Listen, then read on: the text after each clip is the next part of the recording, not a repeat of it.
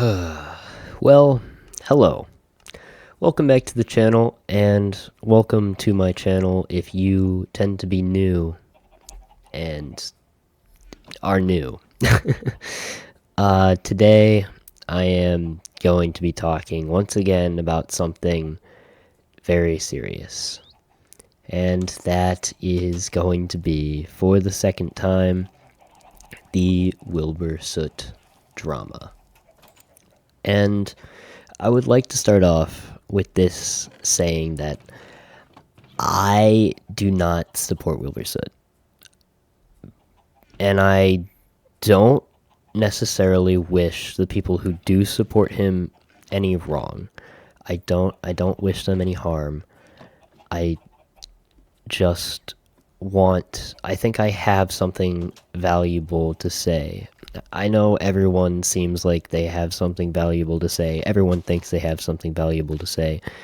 But I truly think that what I have to say can benefit people and hopefully stop spreading more hate. I myself used to be a very, very big Wilbur Soot fan. And it's very obvious. My hair looks like Wilbur Soot's hair. My all my stream overlays from way back in the when I started streaming were all very easily inspired by him, you could tell. And I very much listened to his music. I went to a concert. I went to a Lovejoy concert, and I supported him so much. He was probably my favorite content creator. And that's why it hurt really badly when all of the allegations against him came out. All of the stuff about Shovel. I'm sure you all know, but for the people who don't, which I'm sure probably isn't many, he was accused of abusing his ex-girlfriend, Shovel, in forms of biting, and biting to the point where they had to use a safe word, and instead of using that safe word correctly, he would continue biting after she had used the safe word as a way to kind of make sure she was hurt.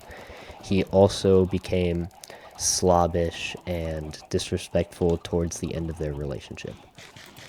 Now, everyone came out on Twitter, and all of Wilbur's friends have shunned him practically, and everyone has put in their own 2 cents about this specific thing.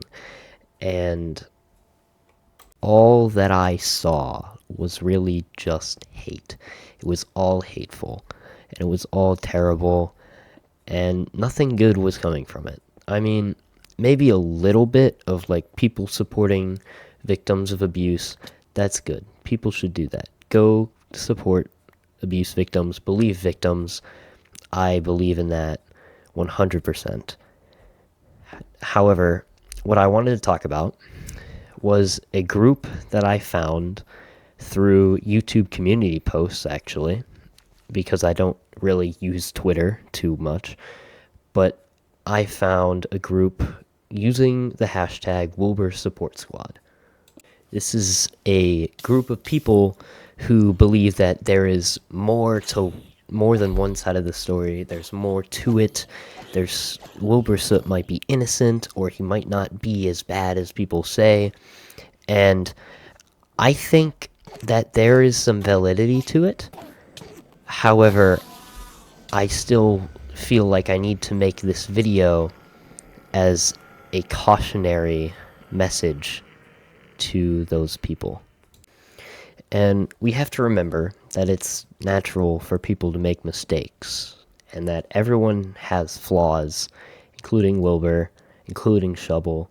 However, it's also very crucial to hold those people accountable for their actions, especially if they involve harming other people.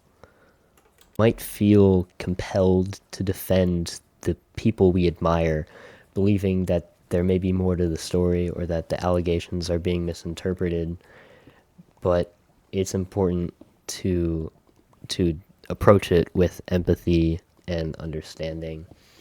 And we need I think considering everyone's perspective is it's a good thing. So today we're gonna look at a document that I found.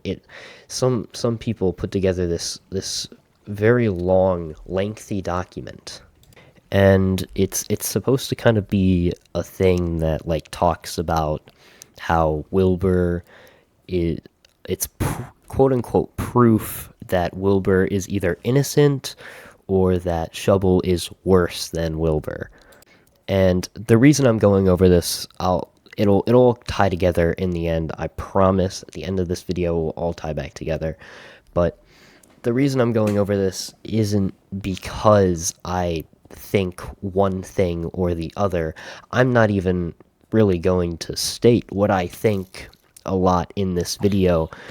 I just want to put a general message out there that that we have to recognize that social media like amplifies voices on both sides of issues, and not all information shared online may be accurate or fully representative of the situation, and that people need to be cautious in what they believe and what they follow, because I know that there are a lot of people out there who are hurting and very hurt by this, who used to support Wilbur, and we it's good if these things happen to be false.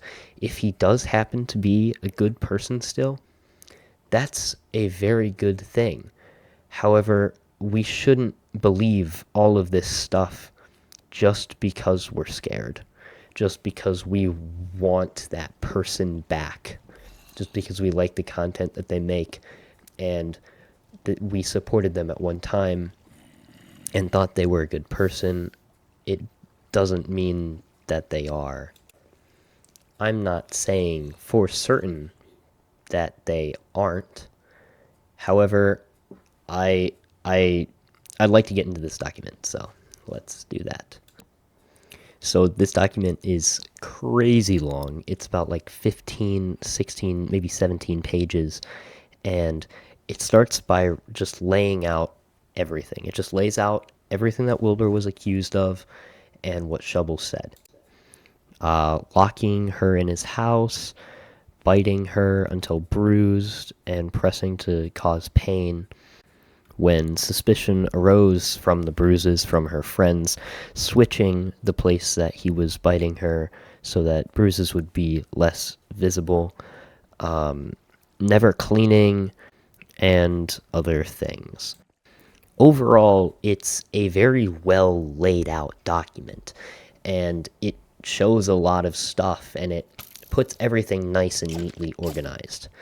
When I found this, it looked to be promising, and it might still be.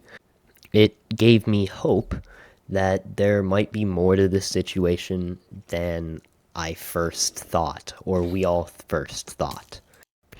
The document then goes on to talk about her behavior when she was on stream talking about all of this abuse stuff. It suggests that her body language and speech indicate insincerity and nervousness, casting doubt on the truthfulness of what she's saying. It questions why, despite therapy and support, she still seems unprepared to speak about her experience, and they argue that true victims should be able to recall traumatic events without hesitation.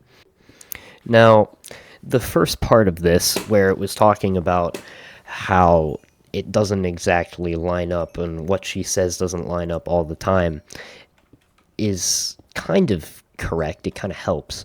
But to go on to say that, like, real victims should be able to remember their traumatic events is completely it's completely insensitive. You can't expect people to deal with trauma in a certain way. People have very varying ways of dealing with trauma, and some of those ways include blocking out memories, and if they don't include blocking out memories, that person doesn't always have to be super comfortable talking about what happened to them. It's very insensitive, and it kind of threw me off in the document when I was reading it. The thing where that leads me to not trust this document is how quickly it became biased. I was very hopeful when I found it and I started reading it, and it seemed like it was covering things well until we got to things like this. Now Shelby has left her Twitter account probably for the purpose of resting, at the same time deleting messages and banning those people who talk about Aiden and Milsel. She does not want to think about what she has done, and now she simply runs away, pretending that nothing is happening, that nothing has happened. She is silent. She is silent as she was before leaving Twitter. She doesn't even try to stop her fans, although she could. Was this a lie, an attempt at hype worth the fact that people are getting harmed? Now, this is very clearly biased. This is a very emotionally charged paragraph. And as anyone who is in school, you are not supposed to write like this when you are trying to be professional. Up until this paragraph, I kind of gave hope. I was hoping that this document was going to be something that I could listen to, and maybe I was wrong. Maybe everyone was wrong. But no. The clear bias threw me off completely. However, that's not to say that there isn't any useful information or claims in this document. I quite like the way that they went over the claims of Alice, who was an ex-girlfriend of Wilbur Soot, or ex-friend, who claimed that Wilbur had done some very terrible things to her. One hole in her claim, however, was that this all happened when they took an Uber home during the middle of COVID in England. The document then brings up this letter from Uber saying that the UK Prime Minister has announced a national lockdown to help tackle the rise of COVID-19 across the country, showing that these claims couldn't possibly be true. And I think that is one thing that this document got right. Among that fact, there were countless other things, like her changing her story multiple times and basically asking for more clout, which leads this to be less believable. More on the behavior of Shelby during the stream. The document brings up that on the first stream, she behaved like a victim. Her voice trembled and she tried to cry. Then, on the second stream, she was aggressive, which takes off her victim mask and shows that she is not so afraid to talk about this situation. Apart from this being clearly emotionally charged writing, which leads to making it less believable, this could have actually been a decent point. However, it could also just be, since she received a lot of support on her first stream, she became more confident in what she was saying and more confident that she would get the support that she was looking for and needed. I don't think that this necessarily is enough to say that Wilbur is innocent. Now, this all seemed like innocent stuff on this document that was talking about how Wilbur could be innocent, and here's some decent reasons why. Except for this comment. I absolutely hate this comment. Yes, we are very sorry that Nikki was subjected to this. Moreover, we were shocked and horrified when we read about her experience. But, and there should not be a but, because what this was talking about was her very traumatic past of being in a unconsensual relationship with a 19-year-old when she was 12, and being kidnapped and had some not very fun things happen to her when she was 9. Continuing, though, she has a lot of experience with abuse, and many quite traumatic events happened in her life. Why, even with this experience, did she not immediately see the problem in Wilbur, given that she had been abused since she was 12 years old? As she herself said, How did Nikki not notice the problem then? Why didn't you talk about this experience then? She, of course, highlights this problem, and this is wonderful, but it feels as if this was done under pressure from society and the community. Now, I've been trying to stay very, okay, I've been trying to keep my opinion out of this, but this is absolutely vile, in my opinion. Survivors of abuse may face a range of challenges that can make it difficult to identify or confront abusive behavior in others, including shame, guilt, fear, and manipulation by the abuser, a distorted perception of what constitutes a healthy relationship. Additionally, social attitudes and misconceptions about abuse can further complicate survivors' ability to recognize and address abusive behavior. It's also important to acknowledge that every survivor's journey is unique, and there is no right or wrong way for individuals to respond to their experiences. Some survivors may choose to speak out immediately, while others may take time to process their experiences and may not feel ready to share their stories publicly. Saying that she should have known and should have came out right away is extremely insensitive, and I just really do not like how this document said that. There is a lot more stuff on this document, but honestly, none of it is very relevant to the point that I wanted to make today. So we're just going to continue on to my next topic, which is the YouTube comments and YouTube community posts section of the video. Now, as I said earlier, YouTube is actually where I learned about this entire situation. And that was mostly through comments on Wilbur's latest album called Mamalayan Sighing Reflex. Looking to the comments, you can see thousands of people who are absolutely heartbroken and betrayed, and they just feel terrible.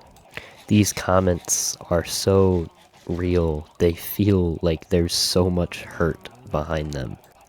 I can't believe the man I haven't even met, talked to, could break my heart in 1,000 pieces.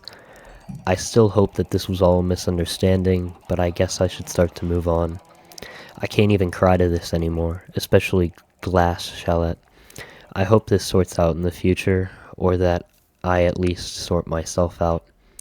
I'm mourning, heartbroken, angry, sad, and what other feeling I can't recognize despite them being so familiar. The man who saved my life, without being even close, probably never wanted to save anyone, nor me, nor anyone who's here. I hate this. This hurts. These comments are so raw. It's crazy. But as I went down the rabbit hole and kept reading them, I eventually came across one that was talking about how Shubble was wrong.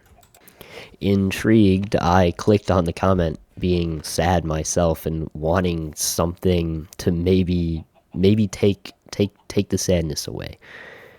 And it led me eventually through hashtags and a bunch of stuff to the channel Intoxic, which please don't send any hate to this person at all. Please, they really do not deserve it. They try very hard and they seem genuinely to be a very good person. On this account, through community posts, is where I found the document I was referencing earlier, and these tweets that I am now going to show you.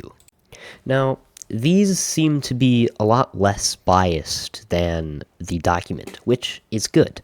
And it starts by saying that neither side has shown any proof of anything, neither Wilbur nor Shubble. And the second point goes on to say, a point that's actually been made quite a bit throughout this community, that Wilbur has a lot of photos of him during the relationship where he has bruises and stuff and looks miserable. which of course is an interesting detail, but it doesn't necessarily mean or prove anything. It then brings up that Shelby and her mods have been banning people from Discord and Twitch chats for saying mental health matters in reference to Wilbur's mental state. And that is something I did also want to talk about. People who are supporting Wilbur and people who are kind of even staying neutral on the subject are receiving death threats. And even Wilbur himself is receiving death threats, which isn't surprising knowing the internet, but it's still bad. The creator who was posting all of these things said in a now deleted tweet, "I'm failing. Crap. I don't want people to die. I'm going insane right now. I'm so ashamed of not being any help." And they're very clearly distressed. This entire situation that they really shouldn't even be involved in, none of us really should be, is making them look down on themselves and feel useless. Also stating on a separate occasion, right now I'm trying to prevent 5 people who are part of the hashtag Wilbur Support Squad attempting, I'm not saying this for clout, I'm saying this because of what Shelby supporters are doing. They are ruining every single thing and everyone's minds with death threats, doxing threats, etc. All I want from people is to stop. I want the cruelty to stop. I want Shelby to stop her fans. They claim to try to help people and that they're trying to help people, and that is a good thing. I believe that they genuinely are trying to.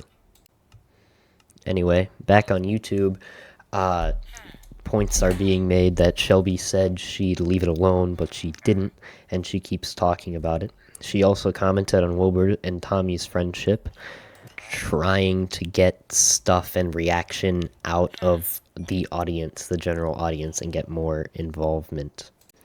And these things, the point that they all bring up is that Wilbur did not admit anything, and he made a statement, not an apology, and that Wilbur is under a label, so what he can say is limited. Now, these are all pretty good points. I think they're pretty decent points. People got really mad at Wilbur due to his apology. However, his apology couldn't really be an apology due to being under a label with Lovejoy and not having complete freedom of speech and what he can say while in a contract. However, I don't think that that necessarily means that we should defend him or that it's up to us to defend him. I think it's still up to him to defend himself. And I think what people need to do is just wait. Stop getting involved. If you stop commenting on the situation, you're not going to get death threats. Those people that you're trying to stop from attempting, tell them to take a step back from the internet. Tell them to stop looking over all of this drama. Stop defending it. Nothing is going to come of it. If Wilbur truly is innocent or less guilty, he will come out eventually on his own and say that, and he will provide proof for it. I think what people are doing is they're trying to create things or believe things that really shouldn't be believed. There are a lot of good points. However, there are also a lot of points that I see being thrown around that are either not relevant to the situation or just stuff that makes Shelby look bad, but it's not relevant. Just because somebody has done bad things in the past doesn't mean that they can't be abused.